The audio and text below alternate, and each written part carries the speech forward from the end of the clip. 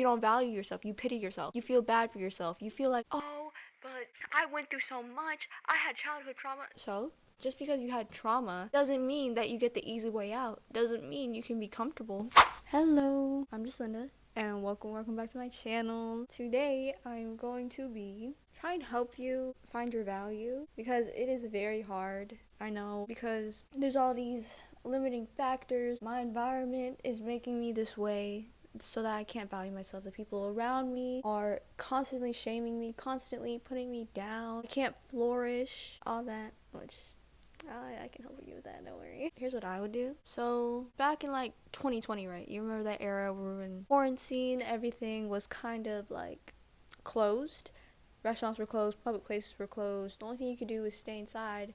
The people that were striving were the people that made online friends, play video games, all that, right? It also was where a lot of people changed, because if you're forced into that environment, even if you're an introvert, it changes you a lot, definitely. So from an experience like that can change your whole entire character. It can make you do like a whole 360, 180, 90-degree turn, you know? And I feel like it did that for everybody. But there's always like moments in our lives that change the course of whatever path you're going in, because your decisions are what lead you to a certain path. Your decisions are what shape your path. You make your own life. Your life isn't set in stone. Your decisions aren't set in stone. If you want to change, you're gonna have to change.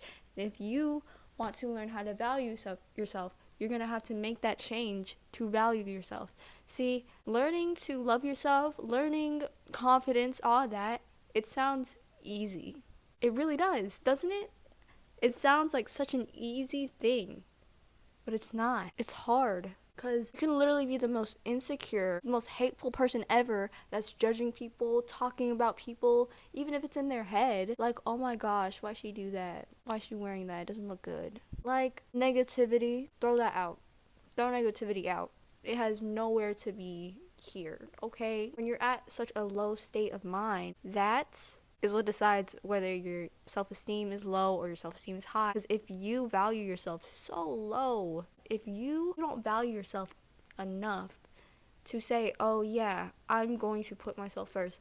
And yes, this might be self-obsession, like just anything, like too much self-love. Oh, you're overconfident. Overconfidence is a bad thing, obviously, but the thing is, overconfidence is ego. So is thinking you're the worst of the worst.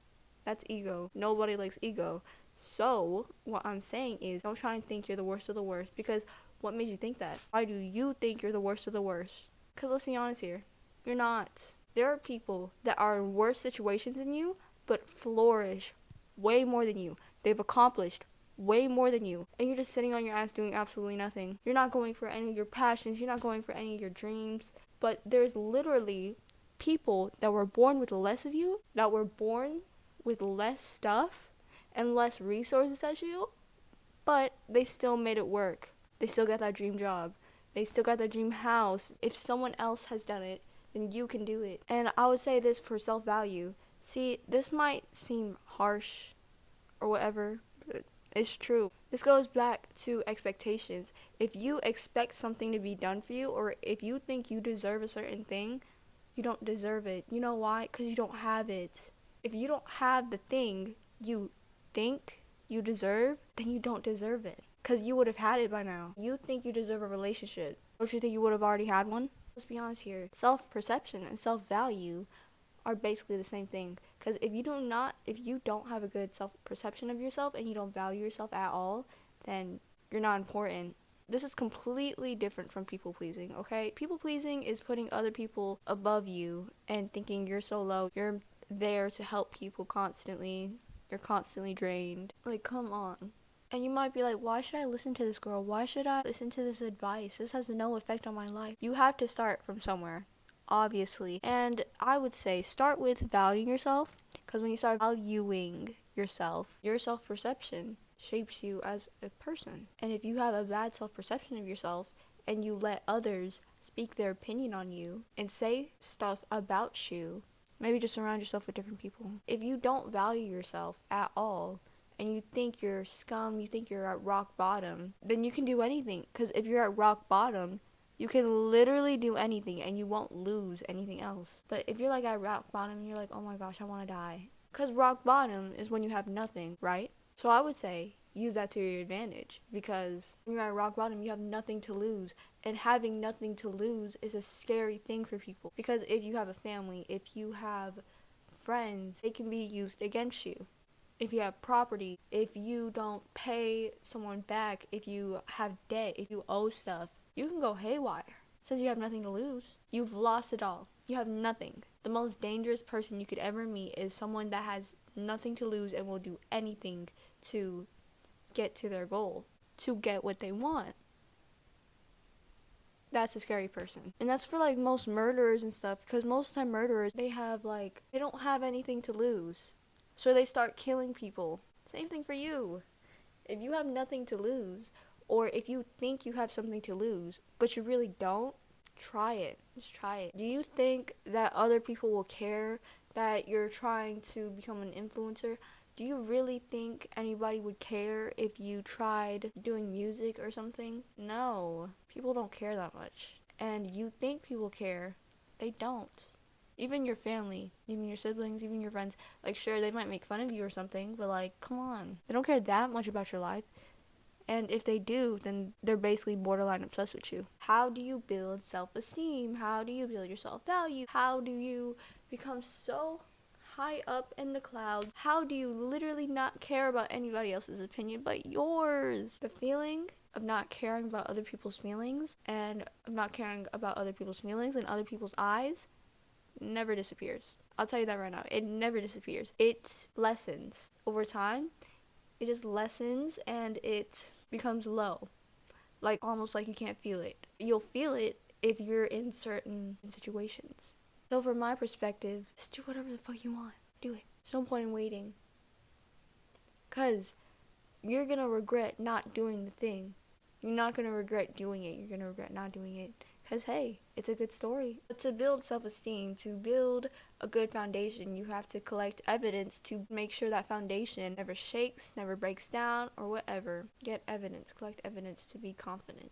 Evidence equals confidence. And if you can't start loving yourself, get plastic surgery. Like, if you really hate your face that much, get plastic surgery. If you hate your body, go on a diet and start working out. And if you can't go on a diet, then get a nutritionist. Get a fitness coach. You can pay people to help you. And if you don't have any money, then oh well. Okay. Because everybody wants to be fit. Everybody wants to be in good shape. Everybody wants to be pretty. Everybody wants to be good looking, attractive. But you're not taking steps to do it because you feel bad for yourself. You're wallowing in self-pity. There's nothing worse than someone that wallows in self-pity, because you could be doing something right now. You could be healing from your past ex. You could be going through your glow-up. You could be going through your glow-up process of getting new clothes, getting skincare, maybe even getting makeup, getting hair products, completely reinventing yourself. Like, ask people for advice. Ask people on the internet for advice for how to dress, and take their advice and see what you like. That's how you can find your style. Go on Pinterest. Even if you don't have any money to buy clothes and you want to make money, go to the internet. Find a way to make money. See, making money takes work. It always does. That's not going to change. Do something. The reason why you're not striving for these things is because you're not desperate enough to get them. If you were actually desperate, you'd do anything to get it. Honestly, you would. No matter if you're a girl, no matter if you're a guy, because there's a reason for this. A single mom of 3 kids will do anything to provide for her kids, to make sure they have a good life. And sure, they might be poor, but they still somehow get food on the table. They still somehow have a house. They still somehow get clothes. Because that single mom works and works and works and works. And the kids see that and they want to help their mom. That's desperation. That's doing anything to get what you want. Think that everything that led you down a dark path or bad path really shaped you as a person? Because let's be honest here. You learned something and you made a decision based on what you learned. Look at that situation again from a third person's point of view. If I was me and I saw the stuff that I've been through, I'd be like, oh dang, I kind of feel bad for her. But she can do this and this and this and this to pick up the pieces to stay consistent. Like, You literally try this. Try being a spectator, okay? Like, try being like a third person. You don't know anything about you. The only thing you know is some of their experiences, and you have to counsel them. Be your own therapist. Yeah, it's kind of like this. You're the therapist to yourself. So you're looking at all their past memories, all their past traumas, everything that they've been through, and you look at it from a third person point of view, being like, how should I tell this person how to fix it? What should I do to help them? What advice should I give to them? That's what's going to solve your problem. But the most important part of that is to follow your own advice. Because let's be honest here, everybody has good advice because everybody has had experiences that shape them as a person. Everybody has experiences that they learn from. And telling someone something you learned from an experience you had, that's advice. Telling them, oh, don't go through this path. I've already been through it. You should avoid it. Here, I'm telling you how it was. Here's how to avoid it. And they learn something new. That's wisdom. Okay? But if you're not confident, if you have low self-esteem, if you don't have any self-value, the way to fix that is to not simply start spreading affirmations in the mirror. You have to do more. So that means you have to put effort into your appearance, even if you feel like you don't want to do anything. Even if you feel like you don't want to get out of bed. Even if you feel like there's so many slow days. Get out of bed. Do the work you're supposed to do. Do it even more. And always, always strive to do something good. Strive to learn something new every single day. Whether it's reading a book, whether it's listening to podcasts, whether it's listening to a new song, or whether it's watching something new. Like, you learn so much from observing what other people have said, what other people have been through, because that's you gaining wisdom. Because you didn't experience it, but you're learning it from a smart person that learned from their mistakes, so you can avoid those mistakes. That is why mentors are so important, because they cater to you. But not everybody can get a mentor. That's okay. Don't worry.